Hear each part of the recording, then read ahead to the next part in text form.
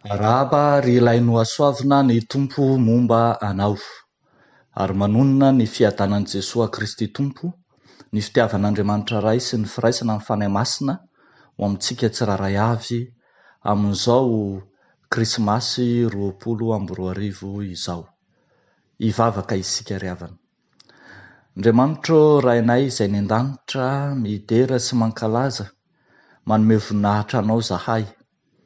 Ilay Andriamanitra tompony fahatsarana, ilay Andriamanitra miseho ho mpanapaka ny tany sy ny lanitra ao amin'i Jesosy Kristy tomponay, ka tonga olombelona ankalazainay amin'izao vanim-potoana ny Noely izao. Mananjara, raha samy mananjara izahay fa nomenao izao vanim-potoana fanavaozam-piainana sy fanavaozana ny finoana ao aminao Jesosy Kristy izao.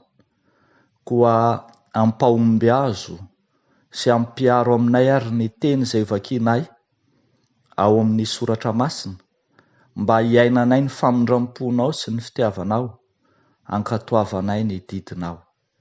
Dia amin'ny anaran'i Jesosy no anaovanay sy angatanay izany vavaka izany. Amen.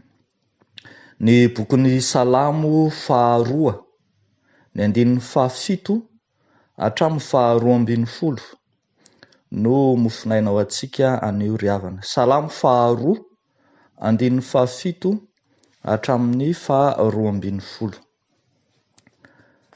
Vakiana amin'ny anaran'ny Tompo manao hoe: hilaza zava-boatendry aho, Jehova nilaza tamiko hoe zanako ianao, izao niteraka anao androany.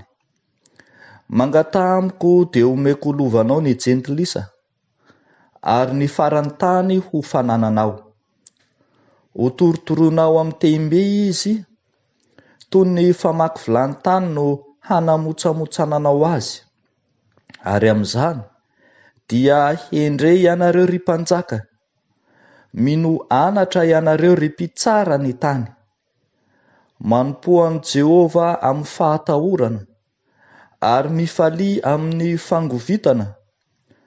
Manoro ny zanaka fandrao ho tezitra izy, ka ho very eny an-dalana ianareo. Fa vetivety dia hirehitra ny fahatezerany, sambatra izay rehetra mialoka aminy. Ray Masino, manamasinana amin'ny fahamarinana, ny teninao no fahamarinana. Amen. Ravako malala ao amin'ny Tompo ity salamo faharoa ity dia salamo mifampitohy amin'ny salamo voalohany ihany, raha ny firafiny no jerena, fa miresaka ihany koa ny fifandanjana eo amin'ny tsara fanahy sy ny ratsy fanahy, eo amin'ny mahatoky an'i Jehova sy ireo izay mpanjaka ny tany sy mpanapaka amin'ny tany izay mpanohitra an'i Jehova aza indraindray. Aseho eto ry havako malala fa ny ratsy fanahy dia hivarina sy hikorosofahana, fa izay matoky sy matahotra an'i Jehova kosa dia ho sambatra. Hitantsika eto fa manomboka any amin'ny salamo voalohany 1:1 manomboka amin'ny fahasambarana, sambatra, ary mamarana izany ao amin'ny salamo faharoa 1:17 farany dia mamarana amin'ny teny hoe sambatra. Izany ry havana malala no midika ny fahasambaran'ny olona matoky sy matahotra amin'ny Jehova, ary ny loharano ahazoana izany dia avy amin'ilay zanak'Andriamanitra.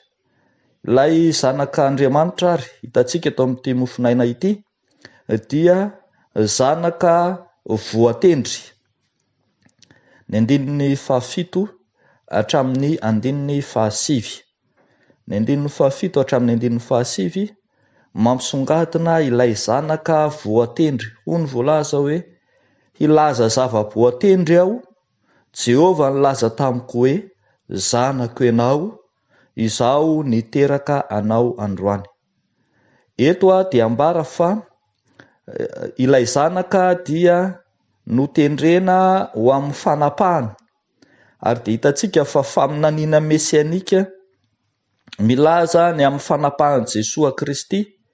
Izao andinin-tsoratra masina izao: i Jesosy Kristy ilay manana ny fahefana rehetra any an-danitra sy ety an-tany, izy no ambara fa anapaka izao tontolo izao, anapaka ny tany rehetra, eny anapaka na dia hatramin'ny jentilisa sy ny farany tany aza.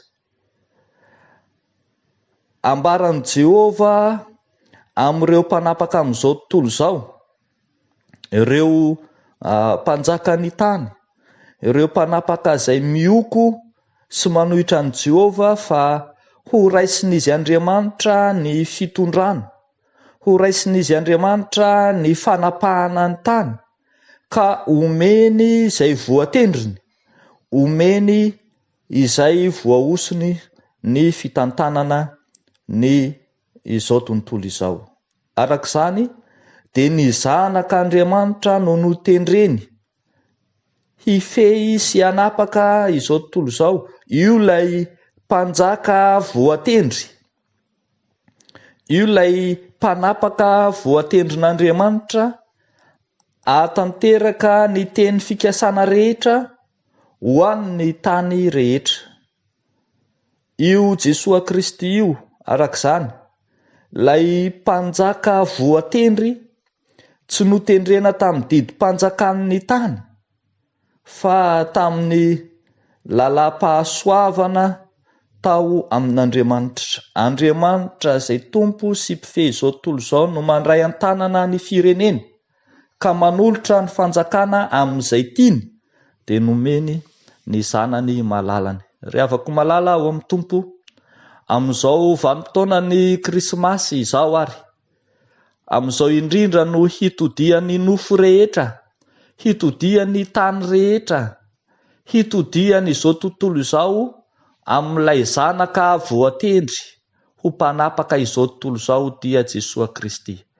Manaiky isika fiangonana fa i Jesosy Kristy ilay mpanjaka malaza, ilay mpanjaka voatendry hitondra sy hifehy izao tontolo izao, ilay efa voambara fa izy no mpanjakan'ny Jiosy kanefa koa ho mpanjaka an'izao tontolo izao.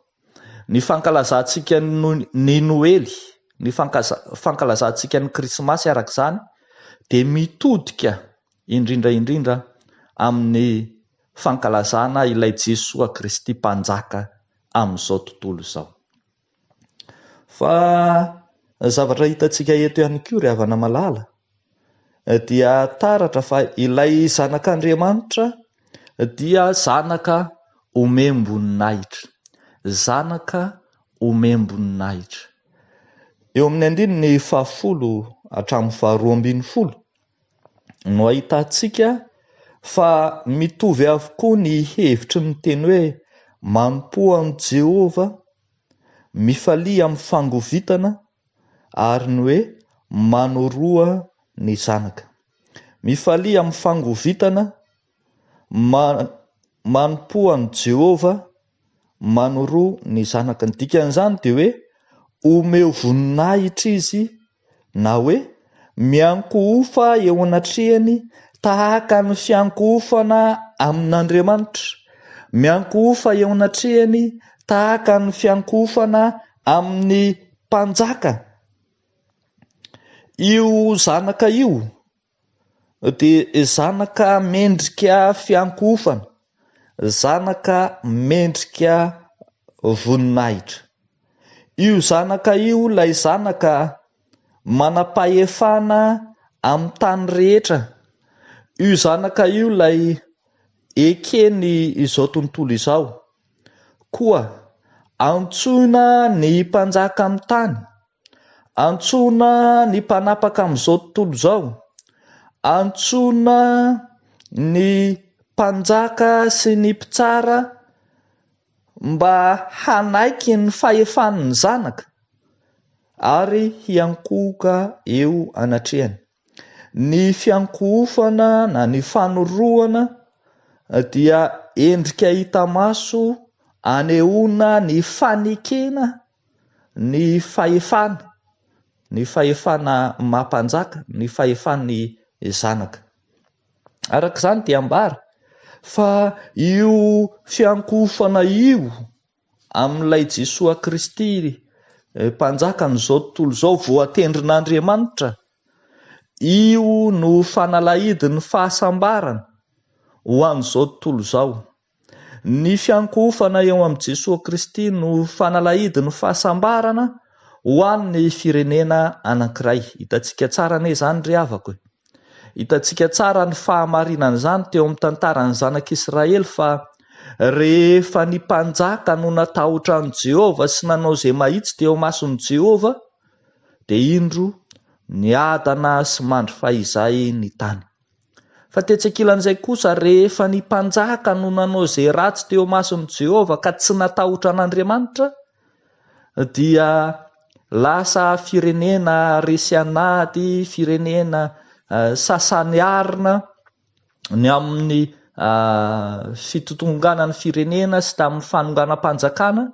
Zany no nisy teo amin'ny zanak'Israely. Araka izany ry havako malala, araka izany dia antsoina manokana izay rehetra manana fahefana ety amin'ity izao tontolo izao ety, mitondra fanjakana, na izy na iza.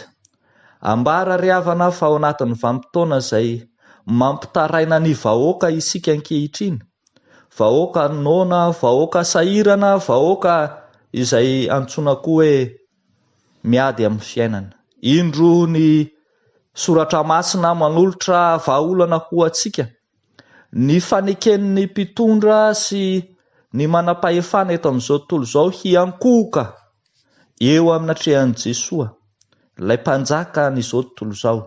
Ny fanomezana voninahitra an'i Jesoa, ilay manam-pahefana amin'izao tontolo izao, ny fiankofana eo anatrehany no fanalahidy ho an'ny firenena iray.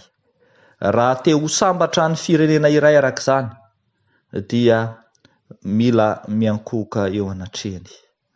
Amin'izao vanim-potoana ny Krismasy izao ary, antsoina manokana ny mpitondra rehetra